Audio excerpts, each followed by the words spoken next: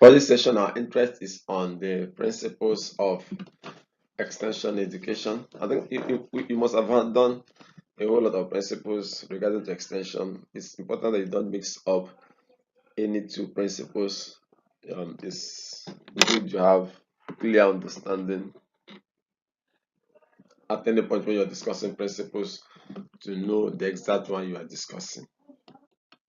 Now, the principles of extension education that we're interested in um, are those principles that guide extension teaching and learning. We expect that you should be able to mention these principles at the end of this session. And then beyond mentioning the principles, you should be able to critique the principles of extension education over their strengths and weaknesses. Start with the first principle, which uh, stipulates that extension is a cultural process that recognizes cultural differences. Culture is simply social heritage. That's what culture means. There is cultural difference between extension uh, agents and the farmers. So differences exist between groups of farmers as well. So there are a lot of interplay of cultural differences in extension. Extension and the farmers, farmer and farmer, groups of farmers. So the differences may be in their habits, custom, value, attitude, and way of life. Extension work, if it must be successful, must be carried out in harmony with the cultural patterns of the people. Respect the people's cultural pattern. Take good cognizance of it so that you don't stray in your extension strategy. Now, the next principle is that grassroots principle. Now, the next principle is that of grassroots principle, where we insist that the extension program must start with the local people, with local situation and with local problems. It must fit to the local conditions. Extension work should start with where people are and what they have. Don't bring problems from elsewhere and then impose it on the people. Don't see a solution elsewhere and impose it on the people. Change should start from the existing situation. The next is the principle of indigenous knowledge, which stipulates that people everywhere have indigenous knowledge system which they have developed through generations of work experience and problem solving in their own specific situations. This knowledge is said to be indigenous because it is developed by the people for the people. It is developed by the people for the people. Now, the indigenous knowledge system encompasses all aspects of life and people consider it essential for their survival. While you're bringing innovations, don't be in a hurry to discard indigenous knowledge. In fact, instead of ignoring the indigenous knowledge system as outdated, we expect extension agents to understand them and then their ramifications in the life of the people before proceeding to recommend something new to them. Find out if there is the possibility of integrating indigenous knowledge to the new idea you're bringing. Let's look at the principle of needs and interest. People's interest and people's needs are the starting point of extension work. What do they need? That's the first question you must ask yourself. I am coming to Ndufalike to introduce an innovation. This innovation I'm going to introduce, does it align with what they need? Recall we discussed in the steps in program planning. It's very, very necessary to identify the real needs and interests of the people and then the challenging task. The extension agents should not pass on their own needs and interests as those of the people. Don't bring about what you think is important. Don't bring about your personal issues and then impose it on the people. Extension work shall be successful only when it is based on the interests and needs of the people as they see them. The next principle is the principle of learning by doing. Learning remains far from perfect. We established that learning remains far from perfect unless people get involved in actually doing the work.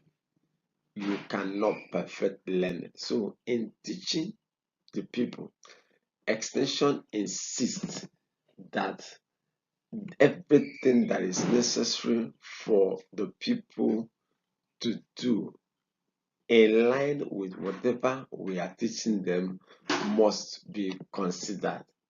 Learning by doing is most effective in changing people's behavior. This develops confidence as it involves maximum number of sensory organs. When people do, the eyes are involved, the sense of smell, sense of hearing, sense of touch. People should learn to do. People should learn why to do. People should learn how to do. People should learn what to do. And then people should also do this with eyes fixed on what the results would be. The principle of participation cannot be overemphasized. Most people in the village community should willingly cooperate and participate in identifying the problems, planning of projects for solving the problems, and implementing the projects in getting the desired results. It has been the experience of many countries that people become dynamic if they take decisions concerning their own affairs. People exercise responsibility for decisions they take concerning themselves, and people are helped to carry out projects in their own areas more efficiently when they are involved in the problem identification process. And not just the problem identification process, extension insists that um, from project formulation to project evaluation, the people must be involved. The participation of the people is of fundamental importance for the success of an extension program. People must share in developing and implementing the program and feel that it is their own program. Let's discuss family principle. That family is the primary unit of the society. The target for extension work should therefore be the family. That is, developing the family as a whole, economically and socially. Not only the farmers, the farm families, their women, their youths are also to be involved in extension programs. We discussed the principle of leadership, that identifying different types of leaders and working through them is essential in extension. Local leaders are the custodians of local thoughts and action.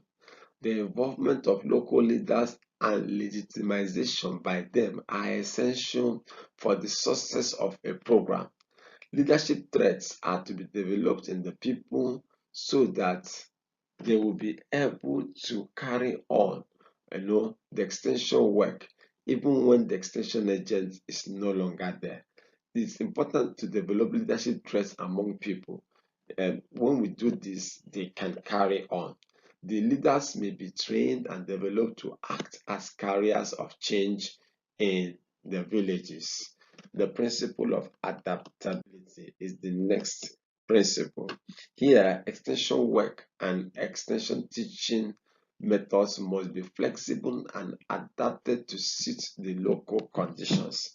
This is necessary because the people, their situation, their resources, and their constraints vary from place to place and from time to time. Let's discuss the principle of satisfaction. The principle of satisfaction in extension stipulates that the end product of extension work should produce satisfying results for the people. It should be beneficial. It's an important ethics. And then satisfying results, we know, reinforces learning and motivates people to seek further improvement. And then finally, in this discussion the principle of evaluation, which extension insists that evaluation prevents stagnation. There should be a continuous built-in method of finding out the extent to which the results obtained are in agreement with the objectives fixed earlier. Evaluation should indicate the gaps and steps to be taken for further improvement. So that's where we will end discussion on the principles of extension. But before we close this particular session, let's look at the functions of extension education. This is the last part of this particular slide. The functions of extension education. What we're trying to discuss here is to bring about clear knowledge of why we embark on extension. The function of extension is to bring about desirable changes in human behavior by means of education. Changes may be brought about in their knowledge, skill, attitude, understanding, goals, actions, and confidence. Now, the changes we are looking at for will include change in knowledge, which means change in what people know. For example, farmers who did not know about certified rice varieties would come to know about such varieties through the extension programs. So the change we target here is the change in knowledge. The extension agent who did not know of ICT will come to know about ICT after attending extension training programs, and then he or she will also move the same knowledge to the farmer. So it's important that you don't forget that. Then there is also the change in skill. A change in skill is a change in the technique of doing things, change in the way of doing things. Farmers are expected to learn new techniques from extension agents. Extension agents also are expected to learn new techniques from the extension organization. We look forward for change in attitude, which involves change in the feeling or reactions towards certain things. Things that farmers formerly had poor negative attitude towards. Extension can help to improve their knowledge, and then you see them having positive attitude towards them. For instance, the use of climate change evaluation tools, is not common among farmers in the rural areas, but with extension, you can be very sure that farmers would over time develop favorable attitude towards such tools. Look at the cultivation of improved varieties. Most farmers will prefer to use the indigenous varieties, and that has given us so much cause for concern. And then if we continue to sustain that knowledge, it means agricultural production will really go down. So what we expect is that extension will now bring about a change in attitude towards improved varieties. Change in understanding means change in comprehension. The farmers realize the importance of maybe say improved varieties like we're discussing, and then the extent to which it is economically profitable and desirable in comparison to the indigenous varieties. Now, the extension agent also will get to understand, why do I need ICTs? And then by the time he gets to understand that, he now knows the extent to which ICTs will help him or her in the extension work to become more effective. When we get this, we've arrived at change in understanding. The next is change in goal. Change in goal is the distance in any given direction one is expected to go during a given period of time. The extent to which the farmers raise their goal in crop production, let's say, example, increasing crop yield in a particular season by 50% per hectare by cultivating improved varieties. That's a change in goal. Cultivating 3 sessions within one cropping year against one session is a change in goal. That's also part of the functions of extension education. The last but not the least is change in action, which means change in performance or change in the way of doing things. The farmer who did not cultivate improved varieties earlier would now start cultivating them. Very important. Change in confidence, which involves change in self-reliance. Farmers felt sure that they have the ability of raising crop yields. The extension agent developed faith on the ability to do better as they start using the ICT. So that's the end of this session, and we want to be sure that you've learned the principles of extension education and the functions of extension education.